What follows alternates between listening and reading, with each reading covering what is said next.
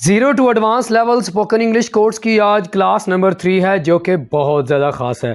वो इसलिए क्योंकि इस क्लास को देखने के बाद आप इंग्लिश बोलना शुरू कर देंगे।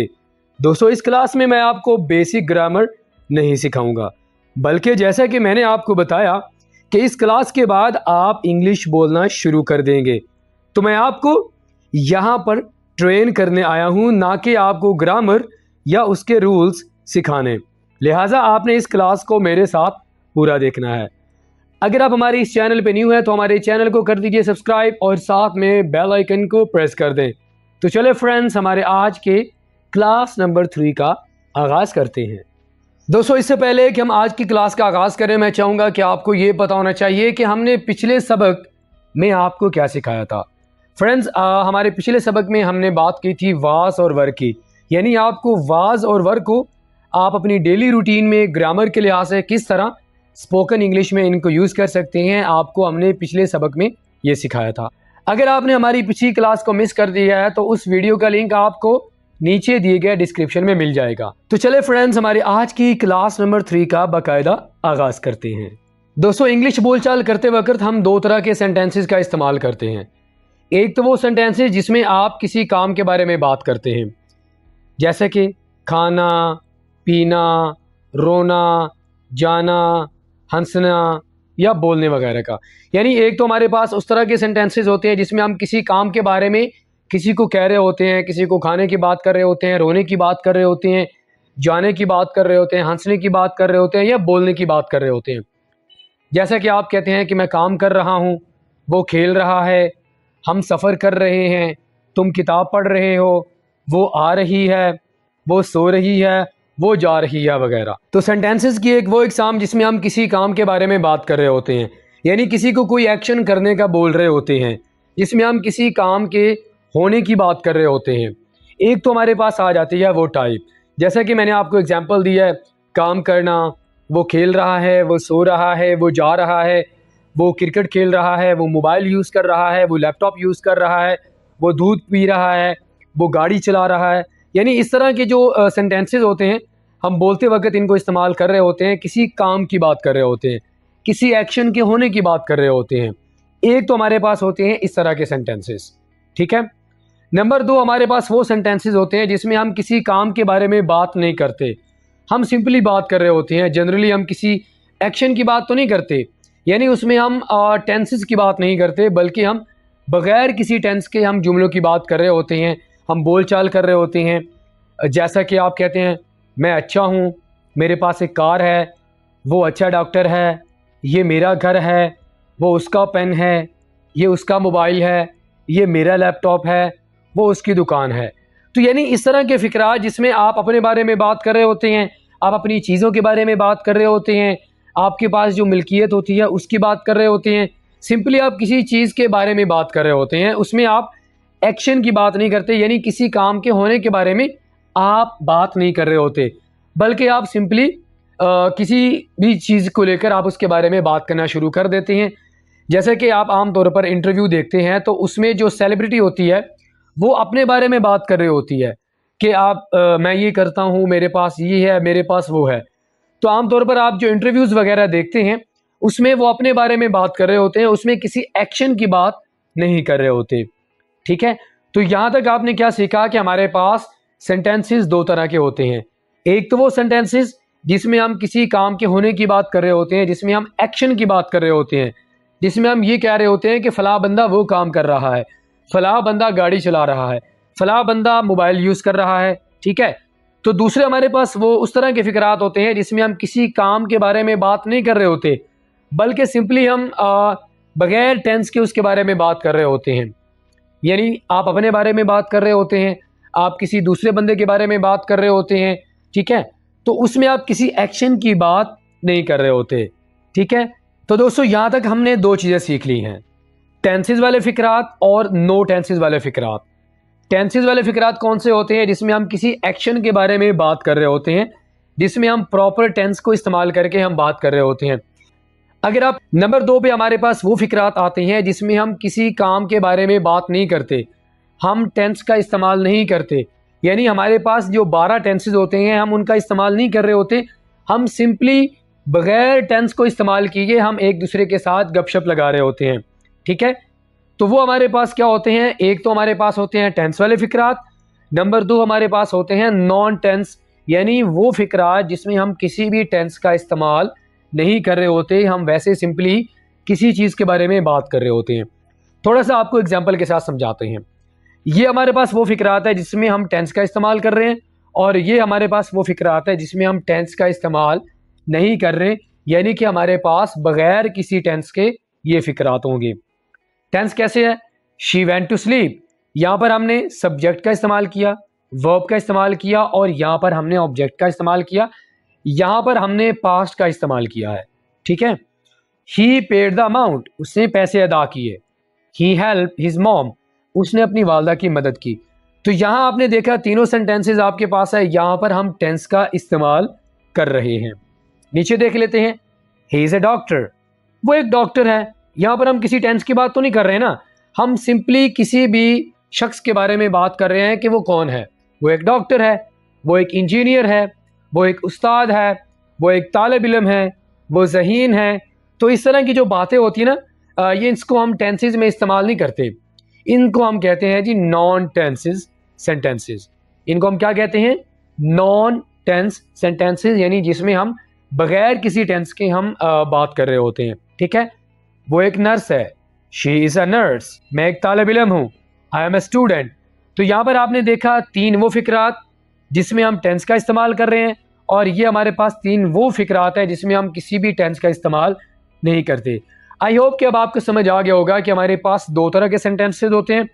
एक तो वो सेंटेंसेज जिसमें हम किसी एक्शन की बात कर रहे होते हैं, और एक तरह के वो सेंटेंसेज होते हैं जिसमें हम किसी एक्शन की बात नहीं कर रहे होते, हम सिंपली बातचीत कर रहे होते हैं। तो वो हमारे पास ये वाले हैं। आई होप कि यहाँ तक आपको बात समझ आ गई होगी। दोस्तों मुझे उम्मीद है कि यहाँ तक आपने सीख लिया होगा कि हमारे पास दो तरह के सेंटेंसेस कौन से होते हैं। एक तो हमारे पास टेंस वाले सेंटेंसेस होते हैं, यानी जिसमें हम टेंसेस के रूल्स को फॉलो कर रहे होते हैं। नंबर 2 हमारे पास वो वाले सेंटेंसेस होते हैं जिसमें हम किसी भी टेंस का इस्तेमाल नहीं कर रहे होते। अब आगे आपने एक चीज़ और समझनी है, हमारे पास जब हम बात कर रहे होते हैं तो हमारे पास ये 6 सब्जेक्ट्स हैं जो कि हम यूज़ कर रहे होते हैं, I, we, you, they, she, it और ही। लेकिन दोस्तों मैं चाहूँगा कि आप अपने माइंड में सिर्फ एक सब्जेक्ट को रखें, वो है आई, यानी आप सिर्फ अपने बारे में बात कर रहे हैं, और आपने ये भी नहीं देखना कि आई का माना क्या होता है मैं। आपने इसकी तरफ तवज्जो बिल्कुल भी नहीं करनी, आपने अपने माइंड में सिर्फ इस सब्जेक्ट को रख लेना है, वो है आई। इसके अलावा आपने बाकी जो तमाम सब्जेक्ट्स है उसको आपने कुछ देर के लिए भूल जाना है, आपको उन सब्जेक्ट्स का बिल्कुल नहीं पता। तो यहाँ पर आपको हमने इंग्लिश बुलवानी है, ठीक है। तो आपने सिर्फ एक सब्जेक्ट जो कि आई है, यानी मैं, आपने अपने जहन में रख लेना है, क्योंकि इसी आई को लेकर हम आपको इंग्लिश बुलवाना सिखाने जा रहे हैं। अब हम आगे मूव करते हैं नेक्स्ट पॉइंट की तरफ, लेकिन उससे पहले मैं चाहूँगा कि आपको ये पता होना चाहिए कि दोस्तों जब हम इंग्लिश स्पीकिंग कर रहे होते हैं तो हम 3 तरह के टेंसेस का इस्तेमाल करते हैं। वो कौन कौन से हैं, प्रेजेंट इंडेफिनिट टेंस यानी मौजूदा वक्त, प्रेजेंट कॉन्टिन्यूस टेंस ज़माना हाल जारी, और पास्ट इंडेफिनिट टेंस ज़माना माजी। दोस्तों जब भी हम इंग्लिश बोलचाल कर रहे होते हैं तो आम तौर पर जो टेंसेस इस्तेमाल किए जाते हैं वो है 3 तरह के, present indefinite tense, present continuous tense और प्रेजेंट इंडेफिनिट और पास्ट इंडेफिनिट टेंस। तो ये तीनों टेंस आपने अपने माइंड में रखनी है। इसके अलावा जो बाकी टेंसेस हैं वो ज़्यादा इस्तेमाल नहीं किए जाते। आम बोल चाल में जो हम अपने दोस्तों के साथ किसी के साथ भी कर रहे होते हैं ना, हम इन तीनों टेंसेस को बहुत ज़्यादा इस्तेमाल कर रहे होते हैं। तो हम इन तीनों टेंसेस को लेकर आगे आपको एक सब्जेक्ट जो आपको मैंने बताया है आई, आपने अपने माइंड में रखना है। इसी इन 3 टेंसेस को लेकर हम आपको बुलवाना सिखाएंगे। अब दोस्तों यहाँ से आपकी स्पीकिंग प्रैक्टिस शुरू होने जा रही है। आपको मैंने क्या बताया कि आपने कौन से सब्जेक्ट को अपने माइंड में रखना है। जी हाँ, आपने आई सब्जेक्ट को अपने माइंड में रखना है, और इसी सब्जेक्ट को लेकर हम आपको इंग्लिश बुलवाना सिखाएंगे। ठीक है, कैसे इंग्लिश बुलवाना सिखाएंगे। अब यहाँ पर देखिए हमारे पास कुछ वर्ब्स हैं जो कि आपने अपने माइंड में रखने हैं, इनके मीनिंग्स भी साथ में लिखे हुए हैं। अब आपने क्या करना है, आपने हर एक वर्ब के साथ आपने आई लगाना है। I walk, I agree, I help, I look, I play, I go, I say. तो इसी तरह आपने इन तमाम वर्ब्स के साथ आपने आई का इजाफा करना है, तो आप देखेंगे कि आपकी इंग्लिश स्पीकिंग बेहतर होती जाएगी। I walk, I agree, I help, I look, I play, I go, I say. अभी आपने सिर्फ आई को अपने माइंड में रखना है। इसके अलावा जो बाकी सब्जेक्ट्स हैं आपने उनको अपने माइंड में लेके नहीं आना, आपने सिर्फ आई को अपने माइंड में रखना है। ठीक है। I find, I need, I leave, I see, I show, I watch, I use. तो यहां तक आपने देखा कि हमने प्रेजेंट इंडेफिनिट टेंस में किस तरह हम इंग्लिश स्पीकिंग की प्रैक्टिस कर सकते हैं। आपने एक और चीज़ अपने माइंड में रखनी है, यहां पर हम सब्जेक्ट, हेल्पिंग वर्ब और ऑब्जेक्ट का इस्तेमाल करेंगे। जब भी हम नेगेटिव सेंटेंसेस बनाएंगे तो हम डू नॉट का इस्तेमाल करेंगे, ये तो आपको पता होगा। और अगर हम सवालिया फिक्रा बनाना चाहते हैं तो उस वक्त हम जो हेल्पिंग वर्ब होगा यानी जो डू होगा उसको हम शुरू में ले आएंगे। स्ट्रक्चर अगर आपके माइंड में रहेगा तो आपके लिए सेंटेंसेस बनाना बिल्कुल आसान हो जाएगा। अब यहाँ तक तो आपको मैंने ये सिखा दिया कि आप प्रेजेंट इंडेफिनिट टेंस के साथ किस तरह सेंटेंसेस बना सकते हैं, किस तरह आप अपनी इंग्लिश स्पीकिंग को बेहतर बना सकते हैं। अब ज़रा आपको सिखाते हैं कि प्रेजेंट कॉन्टिन्यूस टेंस में आपने किस चीज़ को अपने माइंड में रखना है। दोस्तों, आपने एक चीज़ को अपने माइंड में रखना है, जब आप प्रेजेंट कॉन्टिन्यूस टेंस की बात करते हैं तो आईएनजी आपके माइंड में होना चाहिए। आईएनजी, अगर आपके माइंड में आईएनजी है तो आपके लिए फिक्रात बनाना बिल्कुल भी मुश्किल नहीं होगा। तो आप क्या करेंगे, सब्जेक्ट का आपने कौन सा माइंड में रखना है, ही शी नो। आपने आई को अपने माइंड में रखना है। तो वाक की बात तो हमने कर ली है, अब हमने इस चीज को अपने माइंड में रखना है आईएनजी। ठीक है। तो आप क्या कहेंगे, आई एम वॉकिंग। ठीक है। आप जब अपने बारे में बात कर रहे होते हैं तो आप एम का इस्तेमाल करते हैं। I am agreeing, I am helping, I am looking, I am playing, I am going, I am saying. तो आपने एक चीज को अपने माइंड में रखना है। यहां पर हम वर्ब के साथ क्या लगा रहे हैं, आईएनजी का इजाफा कर रहे हैं। दोस्तों, बड़ा ही सिंपल सा कॉन्सेप्ट है जो कि आप फेल हाल जारी यानी प्रेजेंट कॉन्टिन्यूस टेंस के बारे में समझ सकते हैं। वो ये है कि आपने आईएनजी का इजाफा कर देना है, बस ये चीज़ आपने अपने माइंड में रखनी है। तो मुझे यकीन है कि आपके लिए इंग्लिश बोलना, फिक्रात बनाना बिल्कुल आसान हो जाएगा। तो यहाँ पर आप क्या करेंगे, I am walking, I am agreeing, तो आप शुरू में आई का इजाफा करेंगे, उसके साथ आप एम का इजाफा करेंगे और आपका सेंटेंस बन जाएगा। जब आप इस सिंपल सेंटेंस को बना लेंगे, I am walking towards home, I am agreeing with him, जब आप इस तरह की फिक्रात बनाना शुरू हो जाएंगे ना दोस्तों, तो आपके लिए आगे भी फिक्रात बनाना आसान हो जाएगा। यहां तक तो आपने सीख लेना है। ठीक है। अब आगे हमारे पास आ जाता है जी पास्ट इंडेफिनिट टेंस, यानी अगर हम माजी में फिक्रात बनाना चाहते हैं तो हम कैसे बनाएंगे। आपने कौन से सब्जेक्ट को अपने माइंड में रखना है, अभी तक हम आई की बात कर रहे हैं और आपने आई को ही अपने ज़हन में रखना है। ठीक हो गया। दोस्तों, एक चीज़ मैं आपको बताना चाहूँगा कि हम पास्ट इंडेफिनिट टेंस को बहुत ज़्यादा इस्तेमाल करते हैं। ये बात आपने अपने जहन में रख लेनी है। बोलते वक्त हम फेले माजी को बहुत ज़्यादा इस्तेमाल करते हैं और इसकी पहचान भी आपने अपने माइंड में रखनी है। यहाँ पर हम सब्जेक्ट का इस्तेमाल करेंगे, वी टू, ये आपको ऐसे समझ नहीं आएगा। बस सिंपल सा कॉन्सेप्ट अपने जहन में रखो कि यहाँ पर हम सेकेंड फॉर्म यूज़ करेंगे वर्ब की सेकेंड फॉर्म का हम इस्तेमाल करेंगे और ऑब्जेक्ट का इस्तेमाल करेंगे। अब आपने क्या लगाना है, I walked, I agreed, I helped, I looked, I played, I went। यहां पर हम went का इस्तेमाल करेंगे, I said। तो यहां पर आपने देखा कि आपके लिए फिक्रात बनाना कितना ही आसान है अगर आप सिर्फ एक सब्जेक्ट को अपने माइंड में रख लें और इन्हीं वर्ब्स को आप यूज करते हुए बहुत सारे सेंटेंसेस बना सकते हैं और आपके लिए स्पीकिंग काफ़ी ज़्यादा आसान हो जाएगी। अगर आप नेगेटिव सेंटेंसेस बनाना चाहते हैं तो आप डिड नॉट का इजाफा करेंगे, आई डिड नॉट वॉक, फिर आखिर में आप ईडी का इजाफा नहीं करेंगे। अगर आप सवालिया फिक्रा बनाना चाहते हैं तो उसके लिए आप डिड को शुरू में लगा देंगे। तो ये बहुत ही सिंपल कॉन्सेप्ट है जो कि आपने अपने माइंड में रखना है। हमारे पास तीन तरह के सेंटेंसेस होते हैं, पॉजिटिव, नेगेटिव और सवालिया, जिसे हम इंट्रोगेटिव कहते हैं।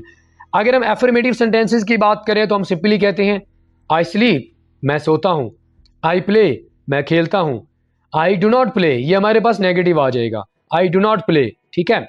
शी डज नॉट हेल्प, वो मदद नहीं करती, I didn't meet, I didn't send.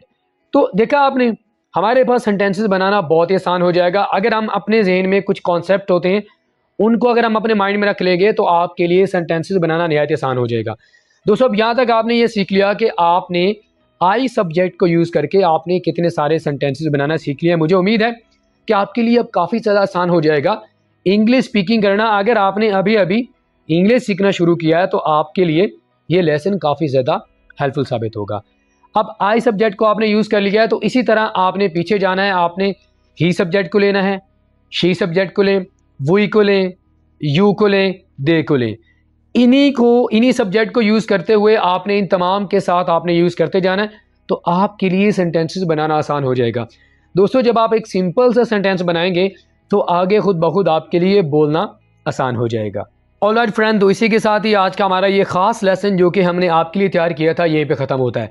दोस्तों अगर आपने अभी अभी इंग्लिश सीखना शुरू किया है और आप चाहते हैं कि आप फरफर इंग्लिश बोलना शुरू कर दें तो आपने इस लेसन की प्रैक्टिस ज़रूर करनी है, क्योंकि अगर आप इस लेसन की प्रैक्टिस अच्छे से कर लेते हैं मैं यकीन से कहता हूं कि आपके लिए इंग्लिश बोलना आसान हो जाएगा। सबसे पहले आपने आई सब्जेक्ट को लेकर आपने तमाम सेंटेंसेस बनाने हैं, उसके बाद आपने बाकी सब्जेक्ट्स को लेकर आपने सेंटेंसेस बनाना है। जब आप छोटा सा सेंटेंस बनाएंगे तो ऑटोमेटिकली आप आगे बोलना भी शुरू कर देंगे। दोस्तों मुझे उम्मीद है कि आज के वीडियो लेसन में आपको बहुत कुछ सीखने को मिला होगा। अगर आपको वीडियो लेसन अच्छा लगा हो तो लाइक करें, अपने दोस्तों के साथ भी ज़रूर शेयर करें